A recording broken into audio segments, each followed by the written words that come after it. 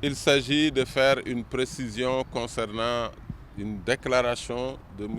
Idriss Seck, président du parti Rewmi. La déclaration peut être consultée immédiatement dans YouTube. Si vous mettez Idriss Seck, déclaration sur la Palestine, vous allez vous-même écouter la déclaration. Je l'ai ici dans mon portable. Dans cette déclaration, M. Seck aborde deux questions fondamentales de l'islam, notamment la question palestinienne qu'il semble minimiser pour dire que c'est une querelle de Domoubaï entre Israéliens et Juifs, donc une querelle pas importante, même s'il insiste sur l'importance de régler la question. Mais le problème qui nous préoccupe le plus, c'est quand il parle de la Mecque. Il dit que dans le Coran, et peut-être vous allez tout de suite après consulter la bande, dans le Coran, Dieu ne parle pas de Makka, mais il dit Bakka. Là, il se trompe, parce que c'est vrai, il y a un verset où Dieu parle de Bakka, mais il y a un autre, notamment dans Surat Al-Fath, verset 24, où Dieu parle carrément de Makka. Il dit Bi batni Makkata. Alors, dans plusieurs autres versets, notamment dans Ali Imran, dans Surat Shura, Allah parle de Makka, mais sans utiliser le mot Makka. Il utilise d'autres termes.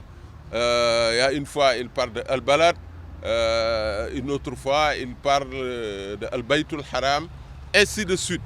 Donc, tous les interprètes du Coran sont d'accord que ces versets où Allah subhanahu wa ta'ala parle de lieux saints, il parle précisément de la Mecque, de la Kaaba. Mais la gravité de la déclaration de Seck, c'est quoi? Il continue à dire que récemment, il était à la Mecque. Il parlait, dit-il, avec un imam de la Mecque.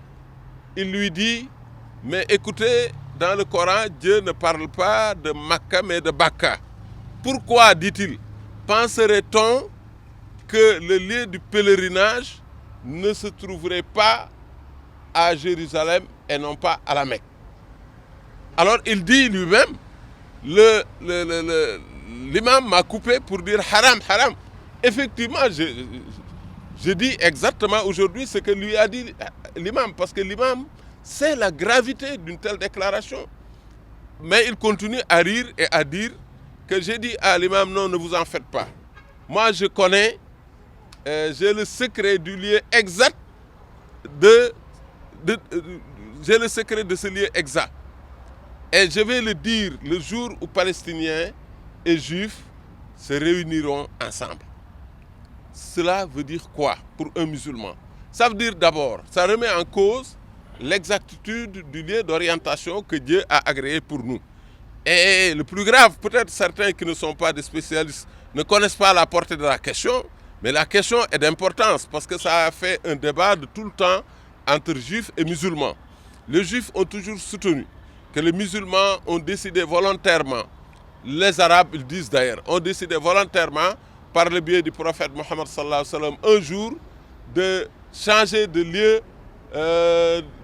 de destination pour la prière. Vous savez qu'au début de l'islam, quand les musulmans priaient, ils se dirigeaient vers Baytul Maqdis. C'est quelque temps après que Allah, dans le Coran, a décidé de changer ce lieu et de se diriger désormais vers la Mecque où se trouve la Kaaba. Ça, c'est dans le Coran et les musulmans sont unanimes là-dessus. Mais les juifs tiennent un autre point de vue, qui n'est pas ça.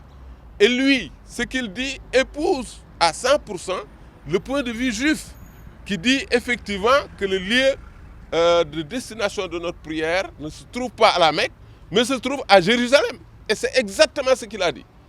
Alors, cette déclaration, au mois de Ramadan, dans un pays comme le Sénégal, me paraît d'une gravité extrême. Et de ce fait, moi je demande, je crois que et tous les musulmans avec moi, que M. Idriss Seck retire immédiatement ses propos et qu'il présente des excuses publiques à la communauté islamique.